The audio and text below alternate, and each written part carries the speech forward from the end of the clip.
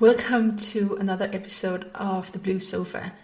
In this episode, I invited my former coach and friend Allie Bjerk into The Blue Sofa to talk about her business journey. Now, Allie is definitely a seasoned entrepreneur, online entrepreneur, but we share so many similarities, and especially the whole anti-hustle, building a business based on your values and having time for being a mom, being you, and prioritizing the more simple things in life. And I think she's such a great role model for being a person who actually have a very, very successful business and still just being such a nice and grounded person. So I'm really happy to introduce you to her. If you wanted to learn a little bit more about Allie, I will share her Instagram profile and also her website. You can find the links just below this podcast. Now, I met Allie a few years ago, and I just immediately liked her. I met her actually online when she was being a digital, she's a graphical designer specialized in digital marketing. And I immediately liked her. I remember signing up for her newsletter, and at some point she made a transition into selling tiny offers, low price, low ticket offers. And then at that point I wanted to take my business from only being on the Danish market to being on the global market. So for me, it was kind of a no-brainer to hire Allie and to get into her mastermind at that point, just to start growing my global business. As part of that mastermind, we went to Palm Springs, all of us, and we had the most amazing few days in a villa in Palm Springs. And I remember getting up like early in the morning, 5 o'clock, 6 o'clock, which is like not me, it was because of the jet lag, right? Just sitting in the hot tub and just discussing life, talking about business, and hanging out with all of these like really purpose-driven women in business.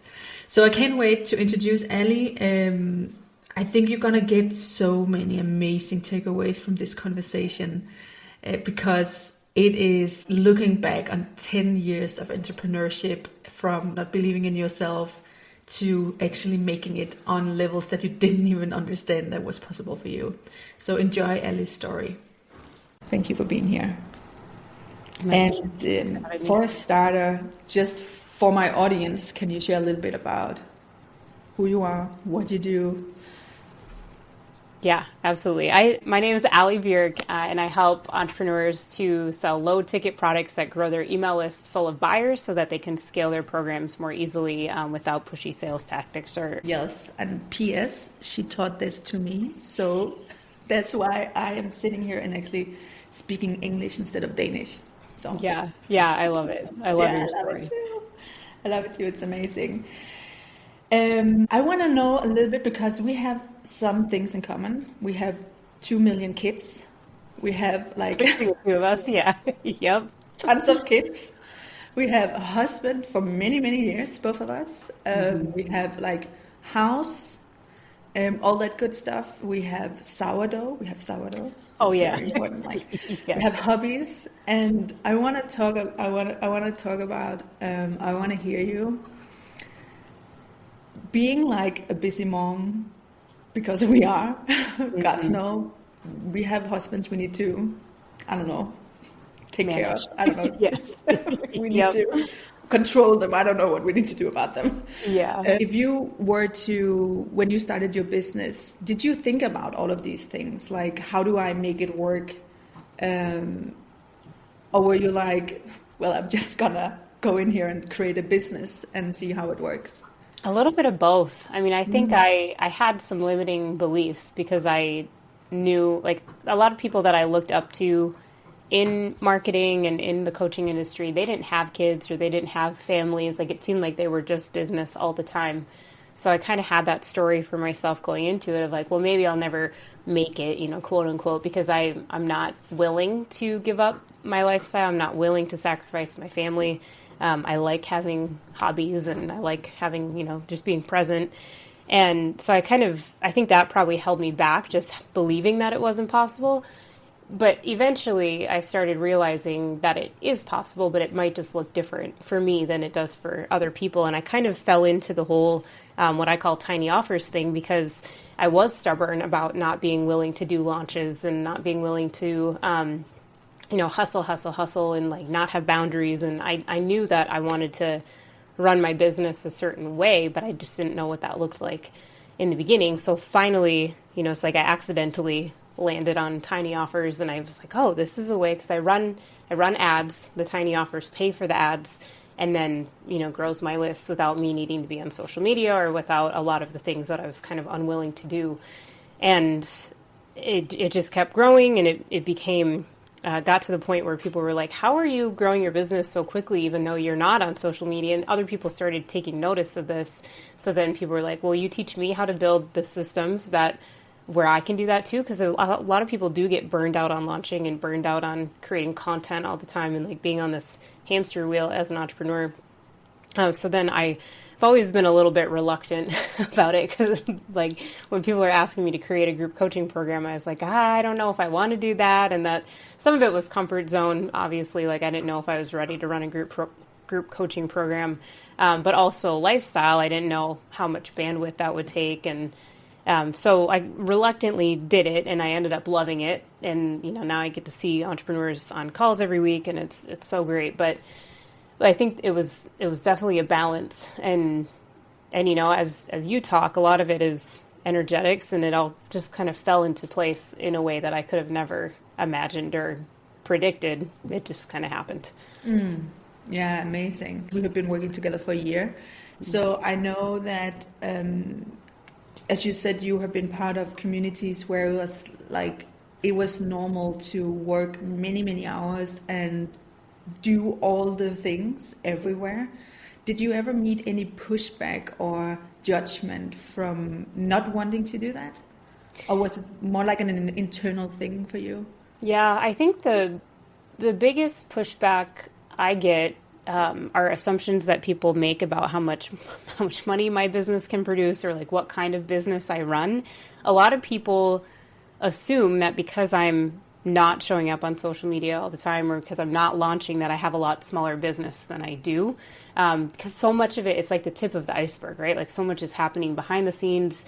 And I think that's probably where I get, it's my own ego speaking, obviously, but where I get triggered, where I might meet someone and they're like, oh, you have a little business where you like teach moms how to sell products on the internet. And I'm like, no, it's not what I do at all. Like what I do is that happens by default sometimes, but what I teach is it's ad strategy, and it's, funnel building, and it's like the same stuff a lot of men are talking about, but they're just always in your face and always launching. And so I think the resistance has been my own, probably, of like thinking, well, maybe if I showed up more, or maybe if I had a different energy online, or I was more all over the place and in people's faces, like they would respect what I do a little bit more, like understand what I do better. But at some point I had to realize, like, it's not about impressing people, or it's not about, showing up a certain way for other people. It's more about making sure I'm consistent with my lifestyle and how I want to live my life. So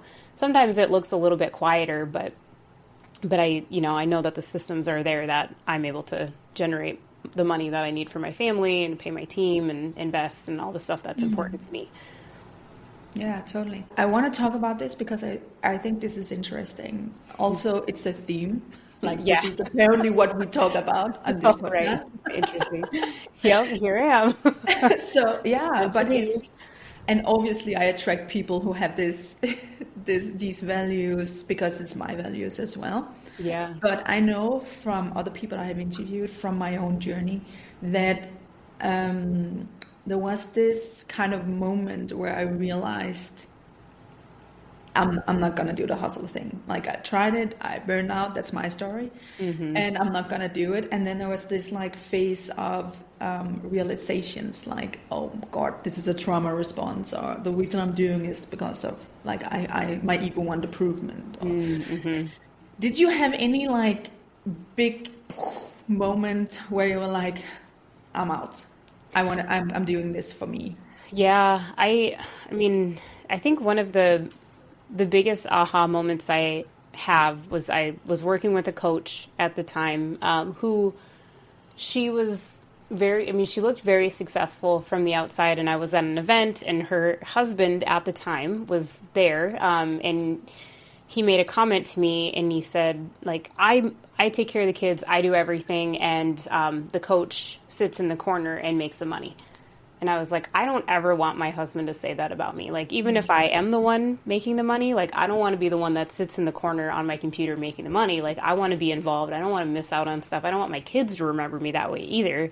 So then I kind of had a moment of like, I don't know if this is the person that I want to learn from anymore, because I don't want to learn how to do that. Like, I want to learn how to have this well-balanced life of, full integration. Like, I love what I do and I love working, but I don't want that to be the impression that I leave on my kids. Like, oh, I never saw my mom because she was always working. And I think having that seed planted early on in entrepreneurship, I kind of always was a little bit stubborn of, I'd always pick the kids over the business, and it fortunately worked out. But it's like, I had to be really clear on that, because it's so easy to tell the kids, like, oh, just one more minute. Like, I just got to finish something. I got to do this. So I had to figure out, plus I was having babies like throughout the entire growth of my business. And, if a kid's got to eat, the kid has to eat. So I was figuring out, how to nurse a baby and build a website. And I learned how to work really efficiently, which moms do, we're amazing that way. Like, we get it done and we figure out how to get it done. And I just always had that foundation for my business where I never took my eyes off the, what's it called?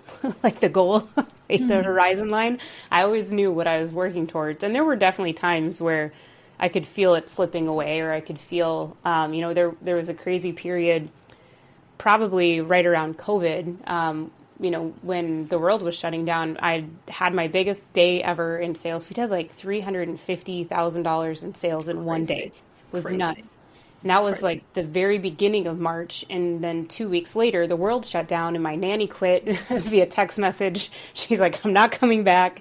I've got 3 kids. One was like barely even in preschool. And then, all of a sudden you homeschool, don't you? Do you homeschool? No, I don't homeschool. Oh, I thought you were a homeschooler. Okay. But during that time, like, we were all homeschoolers, and it was a lot. And I had a little bit of a mental breakdown for a while, and like probably drank way too much wine during that time period and lost touch of myself for a little while. But, I fought to get it back and to get back into balance. And I think sometimes we have those experiences that just remind us what it's all for. And as long as you don't get too deep into, kind of losing sight of it, you can pull yourself back in.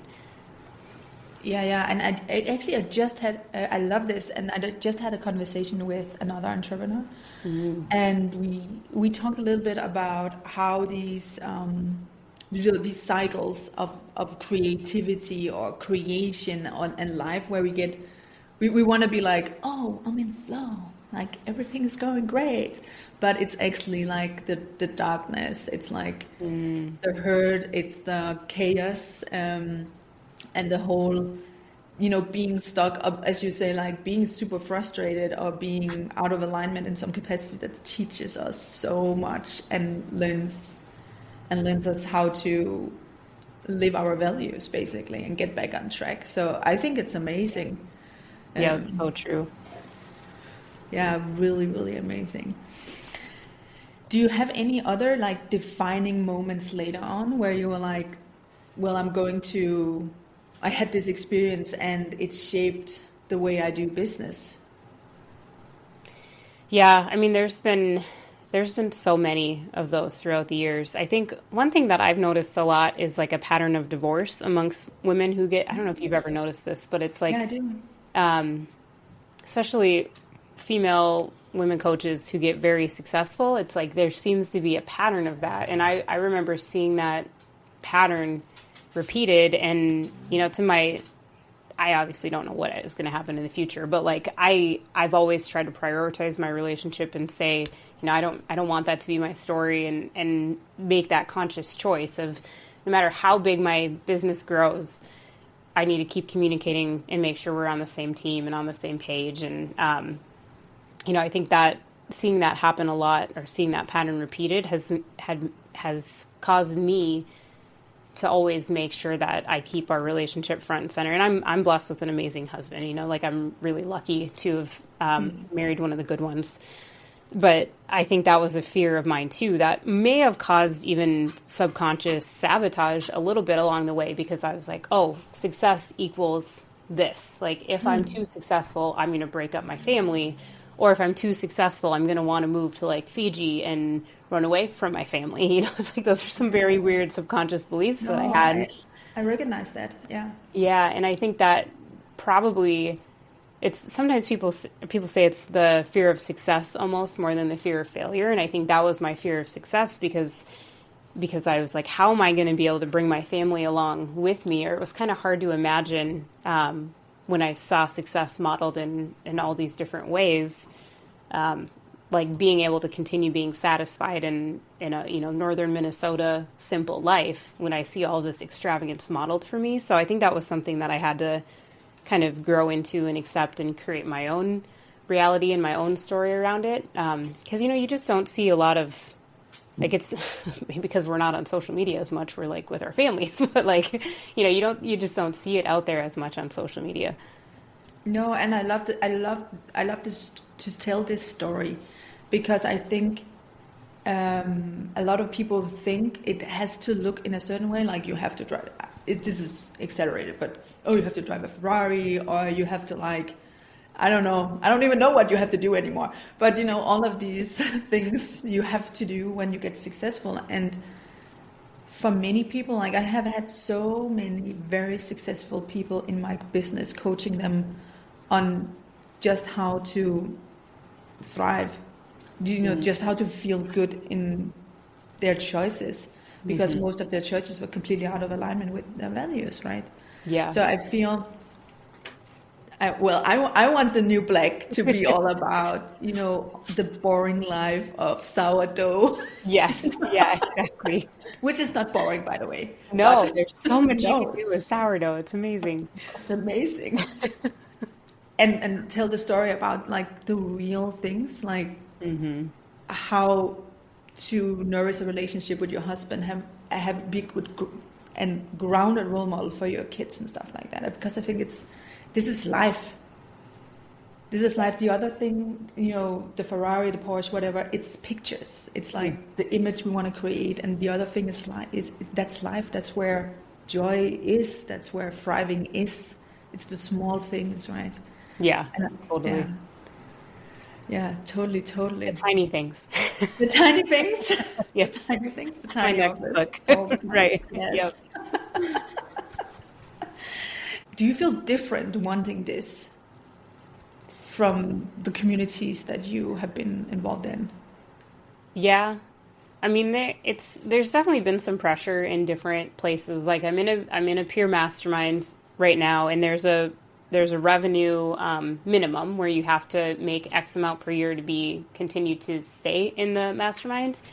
So there is a little bit of pressure of like, okay, I have to figure out how, because I love this room, I love the mastermind, I love the feeling I have being in the mastermind. So there is definitely a balance of like, how do I maintain a high revenue producing business and the lifestyle that I want? So there's a lot of realignment that happens often, and something I think we'll probably talk about later is that I'm buying a business this year that is in perfect alignment with that goal. And, you know, it's like, I don't know if it's manifestation or probably what it is, but sometimes things fall in your lap that, you know, this new business that I'm buying is a whole revenue stream that is going to help me continue on the path of how I like growing my business and more automation and more, you know, using the tools that are available to us as entrepreneurs like AI and email automation and all the different tech and softwares that we can use to save time and to be able to let your business continue operating when you're not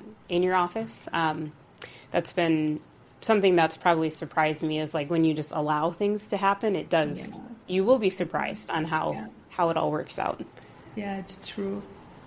It's true, but I think you're kind of a master in this. I don't know if I ever I don't know why. I don't know how. I have observed you for a year, and it's always surprised me that, you know, you've been so good at just holding the vision and just, being open for, wait, let's see.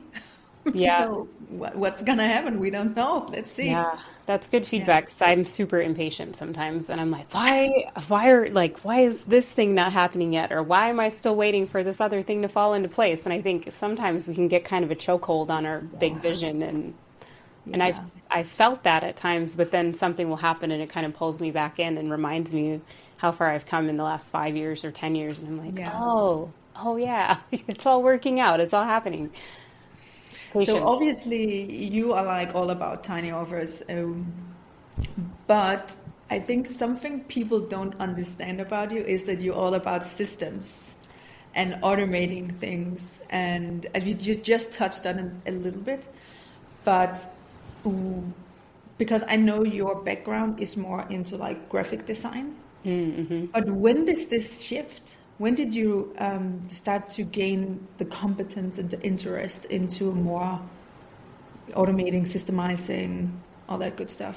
Yeah, that's a great question. It happened like slowly but quickly at the same time because when I started my business, I was freelancing, doing graphic design, and then that kind of turned into freelancing, doing social media, and then I just kept following the next best thing that I could learn, and I was like really good at watching how other people do things and then kind of adapting what I see them doing or learning from them and doing it in my own way. And I was working behind the scenes and kind of stumbled into the coaching industry through freelancing. And I started building funnels and running ads and like doing all this other stuff behind the scenes of other businesses. And I was not content behind the scenes, but I didn't believe that I could do anything but be behind the scenes of other people's businesses. I just didn't have the confidence yet, or I didn't believe in myself. Like I didn't see myself in that role. And eventually I got a little burned out on managing clients. Like I had a handful of stories and back-to-back like red flag clients. Like I didn't have any boundaries at all. And like I would just work with anybody who would pay me. And it was a total disaster at some points. And I had this thought of like, maybe I'm not cut out to be an entrepreneur. Like maybe I should go back and get a job. I'm not good at getting things done on deadlines. I mean, I had little kids all over the place. So it's like trying to, launch something on a certain day when you have this unpredictable life and you never know what's going to happen or who's going to be sick or who's going to, it was just really hard. And I remember watching these coaches who were selling digital products and selling courses and selling coaching. And I was like, I wonder if I could ever possibly do that. And it was like the seed was planted and I kept trying stuff and I would just kind of dabble or like dip my toe in the water and it would fail. I wouldn't really believe that it was going to work and I wouldn't go all in on launching the thing or selling the thing or growing my brand. And then finally, I got kind of to that back against the wall moment where it was like, this is either going to work or I'm going to have to go back and get a job. And I was full into entrepreneurship at that point. So it would have been really hard to go work for anybody else. And I finally launched the right product to the right audience. I kind of cracked the code and that's the one that ultimately started scaling my business.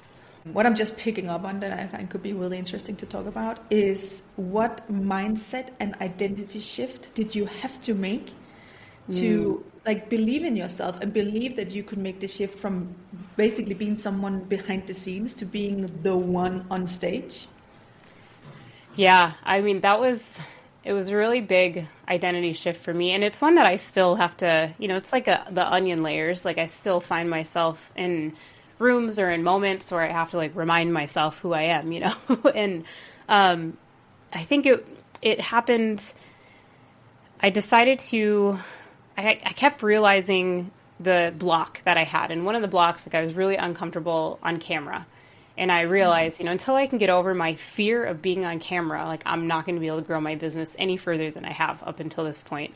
So I found an action that I could take that would help me get over my fear of camera. And one of the first things that I did is I went into different Facebook groups and I was like, hey, I work at home. I'm an extrovert. I would love to get on coffee chats with people. It was Skype in those days. This was like pre-Zoom to show how long ago it was.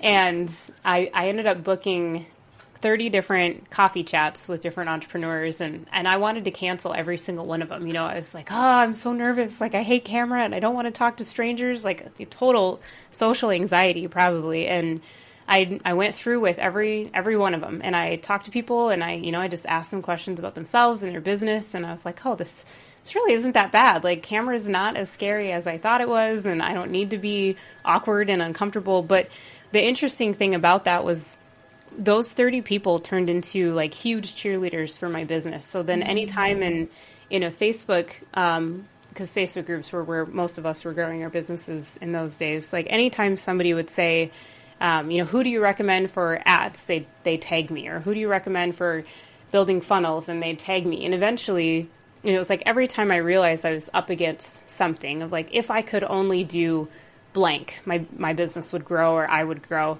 And I'd figure out a way to get past that thing that I could identify. And, I just kind of had to like force myself to do it sometimes, or like align with the energy that allowed me to step into that version of myself. And so it definitely wasn't like I woke up different kind of thing. There's so much resistance, and like I fought it so hard, and I wanted to cancel every one of those calls, but just little by little, like I kept showing up and I kept challenging myself and, developing that next skill that that mindset of like everything is learnable and we can tackle anything or become, you can learn how to be a great public speaker by practicing and modeling other people. And, so I think that was one of the biggest things, is just continuing to identify block by block, like where was the resistance. That's a great story. What I really kind of like about it is taking one step at a time. Like, I know you have tiny offers, tiny steps. Yes, I know. But it's just like, it's so you, but it's also an amazing, you're talking about modeling stuff, like an amazing way, because we think we need to be confident, we need to like be able to present all that good stuff to be able to get a business. But reality is we all start like having all of these blocks and needing to just face them one after one. And it takes time, Yeah. How long time have you been in business? 8-10 years? 12, I think 12 now. Years? Yeah. And not always in this, version of my business, but I've been in entrepreneurship about 13 years now. Yeah. And I remember I was speaking at an event, on stage in front of real live humans, and it was hosted by Russell Brunson. So I was in the room with Russell Brunson, and I was like trying to pretend like I wasn't nervous. And he asked me if I was nervous, and I was like, well, yeah, kind of. And he's like, I get so nervous before every single event. And I was like, Russell Brunson gets nervous? Are you kidding me? Like, he goes on stage, he, hosts a huge marketing event, and there's thousands and thousands of people at his event. And then once I knew that, I could see it. Once I'd see him walk on stage, and I'd notice like, oh, his hands are shaking a little bit, or like his voice just cracked a little bit. Like, he is nervous. I'd never noticed it before because I wasn't looking for it. But once I realized that, of like, wow, these people that I'm admiring, they're humans too. They get nervous too. That doesn't mean that I'm bad at what I do, or I'm not experienced, or I'm not ready, which I think was the story I was telling myself before of like, oh, if I get nervous before this thing, that must mean that, I'm not as qualified as the other people. But that's not necessarily the truth either. So that was a huge aha for me. Yeah, huge aha. And if I can scroll back to, you talked about how being really selective about how to build your business have helped you maintain your lifestyle and your values and your choices, but also like being able to identify a block and really going into it and be like, I have to like solve this block. How do you, if you were to like put a few words on the difference you feel from this is not in alignment with me, or this is a block? Do you know what I mean? Yeah. We can have a challenge and we'd be like, for example, let's say you're not being so much on social media. That's a choice. It's not because you don't want to build the confidence and the competence. How do you find out what is what? Good question. I don't know. I mean, when I think about it, I think it's like, if there's something that I can't stop thinking about, or like if I think one piece of it is like, if I watch other people do it, and I'm like, oh, I wish I could do that. Or like, oh, even if there's like some tiny amount of jealousy of like, oh, look at that person running these amazing events. And that's one thing that I'm working on now is like hosting more in-person, like bigger in-person stuff.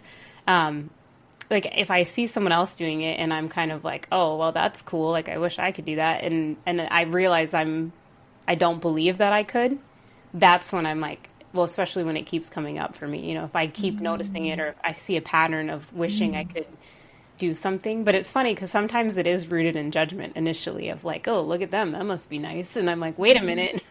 Where's that? I really want that. Yeah. Like, where's that judgment coming from? Is that something I secretly wish I had? And like, same with, I've seen people, I don't have a book yet. I do have a book, but it's not published yet because of my resistance around it. And like, I notice when I see other people who are like, oh, my best-selling book, like, look at my billboard in New York City. And I'm like, oh, cool, good for you. And I'm like, wait a minute, there's that judgment again.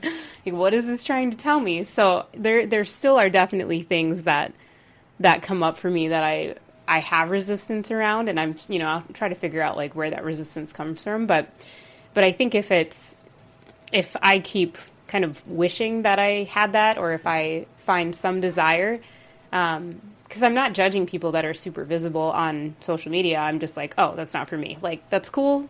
I'm excited for you. I'm glad that works for you, but I'm going to grow my business in a different way. So it's interesting that it's kind of almost, it's something I notice, but my ego is almost defensive of the fact that I haven't done it yet, because it's like a soul desire that I haven't fulfilled. Exactly. I find it really difficult too. So I'm always super curious. What I hear you say is like, if it's a heart desire, soul desire, it's going to keep on like pulling in. The universe is like, oh, you want this? Yeah, I'm going to show you this thing and you're going to see it and have a reaction to it. Yeah. But I think it's so interesting because it's hard, right? Mm-hmm. And if you want to grow something that's in alignment with your values and stuff like that, you need to say no to things. Mm-hmm. Like you need to, I'm not going to build my business like this, but you also need to say yes to things. And those things are going to challenge you. They're going to be outside of the comfort zone. That's just kind of the reality of it, right? Yeah. And I mean, sometimes I have to invent time, sometimes I'll have to get up earlier in the morning, or like there's definitely been sprint phases in my business where there was something I really wanted to build, and the rest of my life isn't going to slow down by any means. So I'm, for a few weeks waking up at even 3 a.m. I've done in the past, like 3 or 4 a.m. just to get a project done and be able to, move on to the next phase of it. Like if something's really important to me, I always find a way to get it done. Yeah. And I think that's also like you have to be able to invent time and you have to be able to invent energy. Like those two things are just, that is restrictions of the human experience. And if you can invent that, if you can like pull it out of thin air, it's really difficult to create momentum. Yeah. It's really, really difficult. Yeah. And a lot of people say like, oh, I just can't find the time. Like, that's not how it works. You don't just find time. Right. It doesn't just appear. We create time and we create energy like all the time. It's just a matter of how we're going to use our creative force to do that, right? Yeah. Yep. Yeah. Exactly. I just talked to another one, and she told me that she did like a massive sprint in the first 3 months and just like nailed her whole revenue goal for the year. Oh, that's awesome. Yeah, and I think it's an interesting. It's just because I've been curious about how to make a big impact and then just chill. Yeah, right. Big impact, chill. And I think it's something we don't talk enough about because it's like, oh no, we need balance. But sometimes, as you say, balance is getting up at 3 a.m. 7 days in a row and just getting stuff done, and then you can go on vacation, or you can like travel for a month or whatever you want to do. Yeah, exactly. Yeah. I love that. Yeah. So if we were to talk a little bit about struggles, because we love to talk about that. Yeah. Honestly, it's like my favorite topic.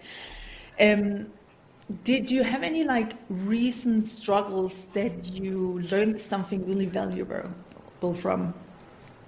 Yes, so many. Life.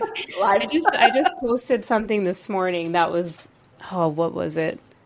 The CEO of ChatGPT or OpenAI posted about how CEOs, like, we just get used to existing with more challenges than most people. You know, it's like we are solving more problems or more issues in a day than most people. You know, at business, it's like you don't have the level of, or if you work for somebody else, at the end of the day, it's like it falls on them. But when it's your own company, like it's your responsibility. So I think a lot of it has been just adjusting to that idea of like you're always going to, like, when you're the decision maker of the company, you just have to get used to being able to solve problems in that way, or, you know, show up in that way.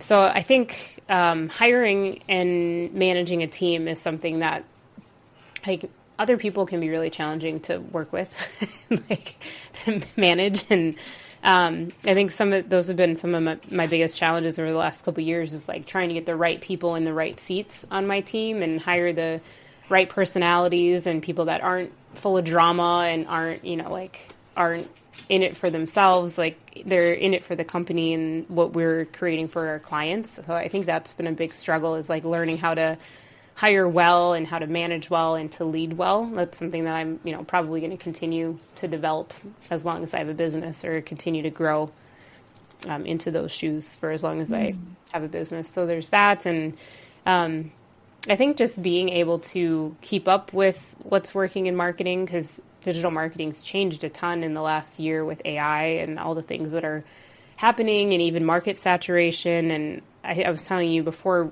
we were recording that a lot of people that I've talked to had terrible 2024s. You know, it was like a lot harder. Everything just kind of felt harder in the last year. So it's the resilience to keep testing different things and trying new angles and new scaling methods and continuing to figure out what is working well without losing steam or losing momentum or losing hope. Or, you know, I think that's something that a lot of people that we have to deal with as entrepreneurs. And it's definitely also a skill set you need to develop. Even having the capacity to deal with a lot of challenge is a skill set. The capacity of, or the skill set of hiring, it's a skill set. Just having tenacity and resilience and hope it's all skill sets. Yeah, definitely. Yeah, that we get to develop every time we get tested, right? Get to, yeah. I remember, I remember when when Luna was born. The first thing I was like is, we need to reverse her brain damage. That's how it is. And I found this. He's unfortunately dead today, but I found this. He called himself a brain trainer because he had developed a program where you kind of taught your kids with brain damage a lot of things that they couldn't obviously do. So he was kind of in the business of reversing brain damage, and he was like this. Yeah, so crazy, right? That was his business, like helping parents who wanted to reverse their kids' brain damage. Wow. Yeah, and he said to me, resources is not something that we have; it's something that we have to create. And I was like, what? What? But it's true, right? Mm-hmm. You just have to create it. The capacity, you need to create the capacity. Mm-hmm. Yeah, and I think a lot of people either don't realize that or don't think they're capable of it, or, you know, maybe lose hope before they unlock it. Like, I've seen probably, I think just yesterday I saw 4 posts from people that were like, I'm shutting my business down, and, you know, it's been great. Thanks for all the support, but I can't do it anymore. And it like breaks my heart when I see that. Yeah, and so, also completely respect if that's what people need to do, and that's like a part of their journey. But my marketing brain is always like, oh, like, could I have helped them if I could get my fingers into what they're creating, like, could I help them? But yeah, I mean, also, like you said, sometimes it's just part of the journey too. Well, second to last question. Yeah. Because first I would like to know, no, not quite second to last, because I have one more. Yeah. If you could give an advice to your younger self, what would you say? Oh man, it's like twofold. I think one would be like be patient, like be more. It's all happening. Like just trust that it's happening, but also work harder in like a different way. Like there were a lot of times where I would launch something and it didn't work immediately, and I would give up for like 6 months. You know, I wasn't testing things, I wasn't trying. I would just set things down, especially when I was trying to get my coaching business off the ground. I would barely dip my toe in the water without the belief that it was going to work. And then I'd be like, nope, this isn't working. I'm going to go back to this other business that I don't really like. Like, I'm going to keep doing this other thing. And I think if I would have, like now when I coach people and I see people do that, I'm like, no, just like test some different headlines or test some different ads. Like you're so close. You're just right there. Don't give up. Don't forget or don't give up and walk away. Because I know I did that, and I'd create a product and I'd try to sell it like once and it wouldn't work. And then I'd put it on the shelf for 6 months and then I'd come back and try again. So I wish I would have just believed that it was going to work sooner and continue to test different things. There was also that phase that I was telling you about in early COVID where I kind of burned everything down. And I wish I would have optimized instead of burned it down. Because what was happening ultimately is that my business was creating a ton of revenue, like really, really high revenue business, but my expenses were very, very high. And I ended up, like I let go almost my whole team. I changed a lot of my offers. I tried to go to a membership model instead of a group coaching model. And I like totally tanked my revenue as a result, where if I had just, kind of analyzed my team and looked at, what roles can we optimize, or who can we, add, or how do we work more efficiently, I could have saved a ton of time of like burning down and rebuilding versus, just like optimizing. I could have had the exact same business model. And I went to the extremes, which, it's kind of all or nothing mentality is something that I probably need to work on. It's like a scarcity mindset at the core of it. But I think if I could have been a little bit more balanced through it, it would have been easier in the long run. Yeah, but those are great, great both advices for your younger self, but also for anybody who's listening. And I totally recognize myself in that too.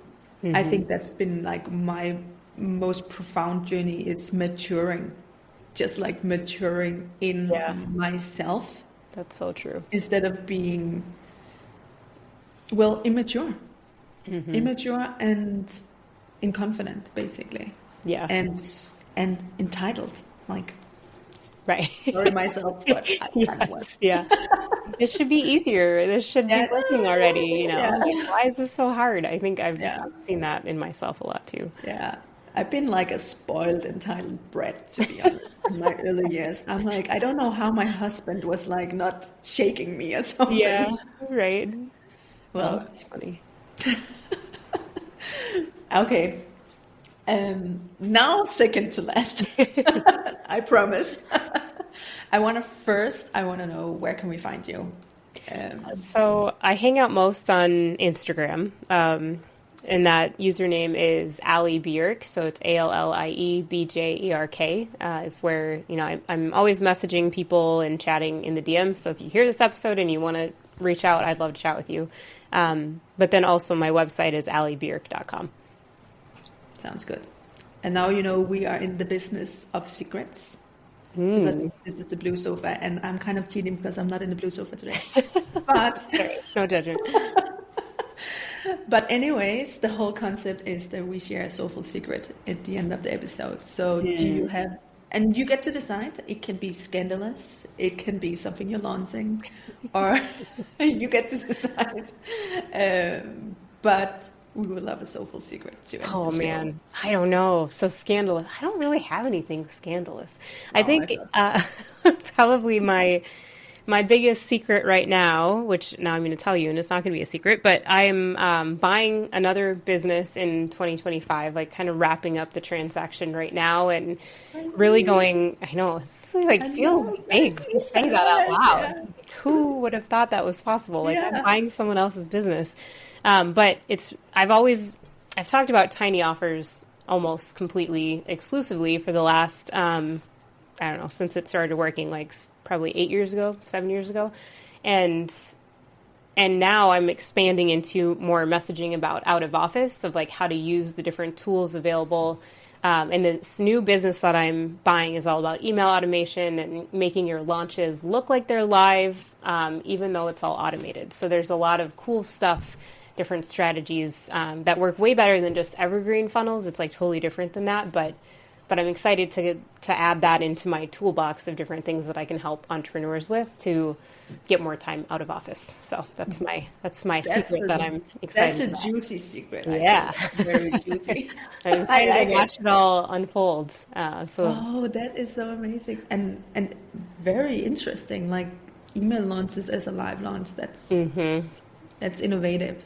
Yeah. And it's funny how it all falls together, because like I told you, I've had my book pretty much done for a couple years, and it just didn't feel right, and I wasn't ready to launch it. And we decided, my team and I decided within the last couple weeks of like, out of office is the book name. Like before it was Start Tiny, and like it wasn't, that didn't quite, the book was so tactical, it was like, create this kind of offer and send these emails. And I was like, I want more of a like emotion book, like more of a mindset and, just like the energy of creating a business that allows you to be out of office and still make money. So the book is out of office, and then it's going to be all about like the new system and setting that all up. So it's like it fell into our lap, and it's a way better fit than if we would have tried to force it a couple years ago. Oh my God, you just gotta love timings. I just find timing so amazing. How funny it is that you were like, I'm not really feeling the book, and now that title is way more juicy than the other one. Yeah, way better. Yeah, and I'm like more excited to finalize it and launch it. It's like the other one, it just didn't quite feel perfect to go on a podcast tour, or like to talk about it on stage. Like it just wasn't quite the book. And I, really want to be an author. So it was like I had all this pressure on myself to do it right the first time, which is probably a whole other story. But yeah. Yeah, but it's again down to that, like, what did you call it? Soul's desire, right? Mm-hmm. Like, if you really want to do this, then you got to wait until you have like the insights or the language to actually share it in a way that's going to be like a massive success. Yeah. And I would wear a shirt that says out of office, but I might not wear a shirt that says tiny offers. So it's also like, like a movement more than a tactic. Exactly. Yeah. So. And a mission. It feels like a mission. Yeah, totally. Yeah, I love that. Yeah, I'm excited. That's going to be amazing. It's probably more of a juicy secret than the other thing. I feel both are really juicy. Yeah, there's always. We will have like double up on juicy secrets. Yeah, like that. Yeah. There's always something cooking. Thank you so much for being here. All right. Thanks so much for having me. So I hope you enjoyed this episode just as much as I enjoyed hosting Allie in the Blue Sofa. If you wanted to check out Allie, do follow her on Instagram, go to her website, check out her programs. Other than that, I just wanted to say thank you for being here. Thank you for being part of Women Who Wants to Build a Business from More Alignment with Less Hustle, and just contribute to the world with whatever your passion is. And I just want to remind you, the worst thing you can do for your dream and for your next step in your business is actually giving up. So if you just keep on going and keep on learning and keep on adjusting and keep on being better at what you do, there's no way that your dream can't come true. And I think Allie's story really reminds us about that. So again, thank you for being here. Thank you for listening in. Can't wait to bring even more amazing female entrepreneurs into the Blue Sofa. Have a wonderful day.